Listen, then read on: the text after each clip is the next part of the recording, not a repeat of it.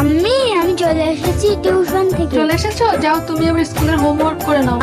আমি বলছিলাম যে বললাম তো হোমওয়ার্ক করতে, যাও পরে কথা বলবো। আমার বান্ধবী এটা কি স্টোরি লাগিয়েছে? আরে মেহেদি দিল্লি গিয়েছে নাকি? স্টোরি লাগিয়েছে। চলে এসেছো টিউশন থেকে? হ্যাঁ, কিছুক্ষণ আগেই এসেছি। এই রিলটা দেখো কি সুন্দর। হ্যাঁ হ্যাঁ, তুই ঠিক কথাই বলেছিস। আঙ্কেল, তুমি পড়ো, আমি একটু পরে আসছি। আমি এটা বুঝতে পারছি না। দাও দেখাও।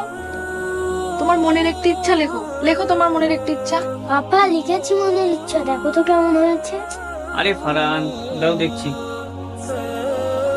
আমার মনের ইচ্ছা, আল্লাহ তোমার কাছে একটাই দোয়া চাই, আমাকে মোবাইল বানিয়ে দাও, যেন সবাই আমার সাথেও সময় কাটায়। যখন আমি স্কুল থেকে বাড়ি আসি, মাও মোবাইল নিয়ে ব্যস্ত থাকে, আর পাপাও মোবাইল নিয়েই ব্যস্ত থাকে, আর চাচাও মোবাইলেই ব্যস্ত থাকে। এই কারণে আমি আল্লাহর কাছে চাই, আল্লাহ যেন আমাকে মোবাইল বানিয়ে দেয়।